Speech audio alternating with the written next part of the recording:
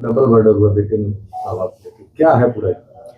देखिए, पूरा प्रकरण जैसे मैंने पहले भी ब्रीफ किया था कि ये पहले जो श्याम बहादुर मृतक और जो बबीता देवी जी माता पिता, इनकी जो बेटी है वंदना देवी जी, उनके द्वारा एक गुमशुदगी लिखवाई गई थी 13 तारीख को, 13 दिसंबर को, जिसमें बताया गया था कि मेरे माता पिता 8 तारीख से लापता है और मेरा भाई अम्बेश कुमार जो उनको ढूंढ रहा था वह 12 तारीख से लापता है।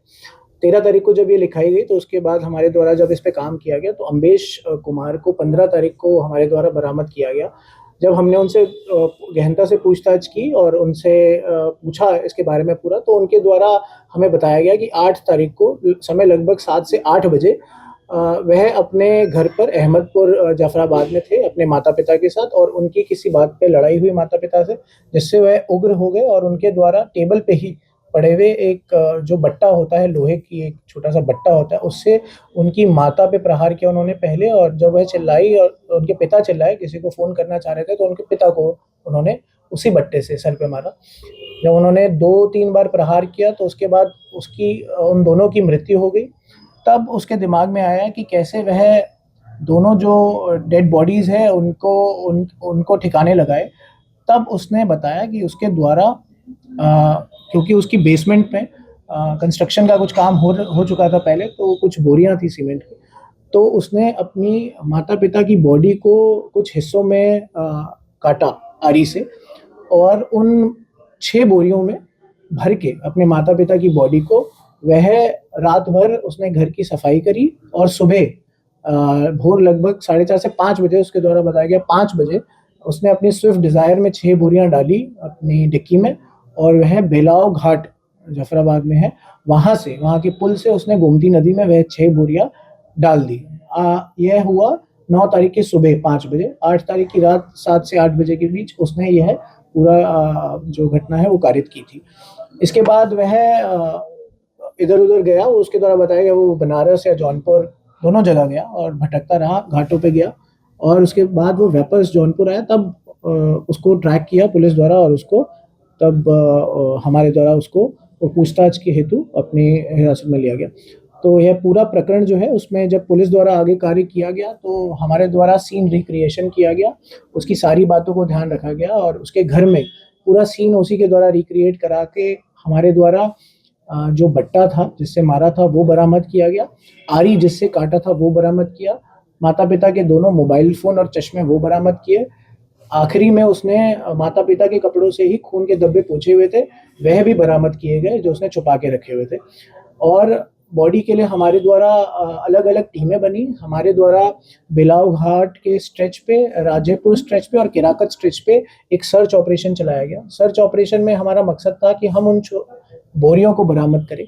यहाँ पे हमने गोताखोर नावें इस्तेमाल करी, और 2 दिन के अप्रोक्सीमेटली यह चल रहा था सर्च ऑपरेशन। मैं बताना चाहूँगा इसमें एक बोरी बरामद हुई है जिसमें पिता के बॉडी पार्ट मिले हैं।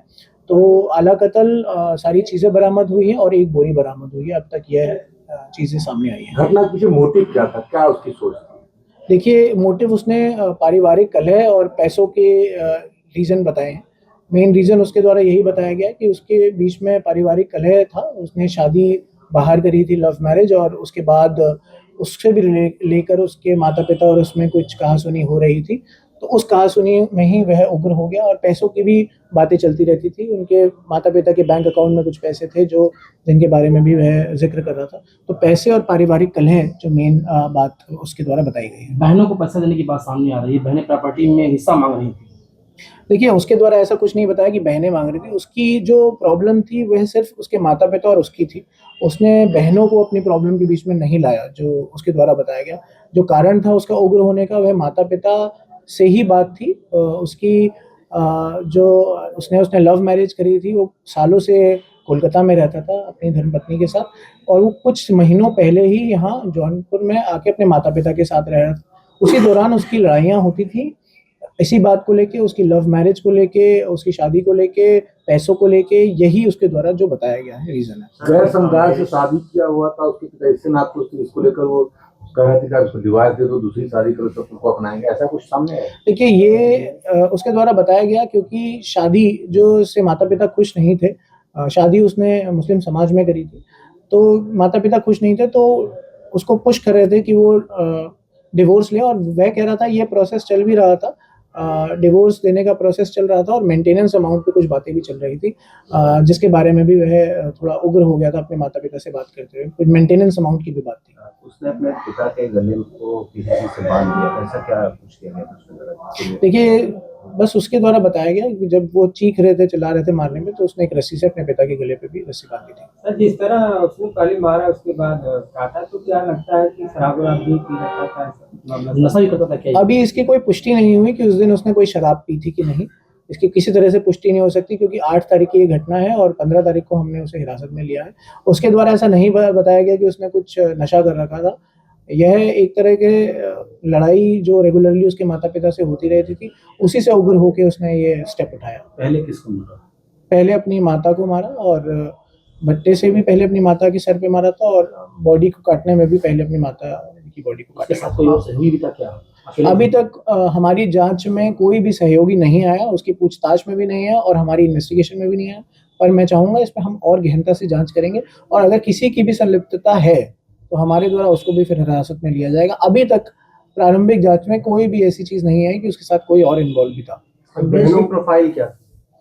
अम्बेश जो था वह एक क्वालिटी इंजीनियर का काम करता था कोलकाता में, उसके द्वारा बताया गया। 25,000 CTC थी, तो बताया गया कि वह वो काम करता था। उसके साथ ही उसकी धर्मपत्नी भी ब्यूटी पार्लर में काम करती थी, तो इसी से वो अपनी रोजाना की जिंदगी चलाता था। जहाँ से डेड बॉडी फेंका वहां से चंद कदमों की दूरी पुलिस बूथ अभी नया बना हुआ, क्या पुलिस ड्यूटी कहीं थी क्या? देखिए, जब फेंका गया तो सुबह 5 बजे थे, 4 से 5 बजे। इसके बारे में मैं देखूंगा उससे कितनी दूरी पे पुलिस बूथ था, और पुलिस बूथ पे उस दिन कोई था कि नहीं था, इससे देखा जाएगा। उसने छुपके से जाके, किसी ने भी उसको नहीं देखा, उसने छुपके से बॉडी फेंकी थी वहां पे, जब कोई भी वहां पे नहीं था मौजूद। क्या कोई सीसीटीवी फुटेज भी सामने आया है जो इस पे काम किया जा रहा है। उस दिन का सीसीटीवी फुटेज को खंगाला जा रहा है, खंगाला जाएगा, जहां उसकी गाड़ी की मूवमेंट देखी जाए, क्योंकि उसकी गाड़ी की मूवमेंट जिस पाथ से गई है वो तो क्लियर हो रहा है। उसके घर से बिलाव घाट जो पड़ रहा है वो रास्ते पे सीसीटीवी कैमरास खंगाले जाएंगे। पूछताछ में ये आया कि इस तरह के आइडियाज उसको कहाँ से आए कि शव को किस तरह से ठिकाने लगाना है, कैसे बॉडी पार्ट्स को काटना है, ये सारी चीजें? नहीं, अभी तो ऐसा कुछ नहीं था कि उसने सर्च ऐसा कुछ किया हो कि कैसे करना है। उसके द्वारा ये बताया गया, जब उसने मार दिया तो वह घबरा गया और वह चाहता था कि इसको अब वो कैसे ठिकाने लगाए। ठिकाने लगाने में उसके घर में ही उसने बोरियां ढूंढी, तो उसको छोटी बोरियां मिली जिसमें पूरी बॉडी नहीं आ सकती थी, तो उसने ये सोचा कि क्यों ना मैं शव को काट लूं। उसको आरी भी नीचे से ही मिल गई उसके घर में। उसके बेसमेंट में ही कुछ कंस्ट्रक्शन मटेरियल और उसका सामान रखा हुआ था, तो वहीं से उसने आरी और बोरियां ली और वहीं से उसने ये कार्य कारित किया है।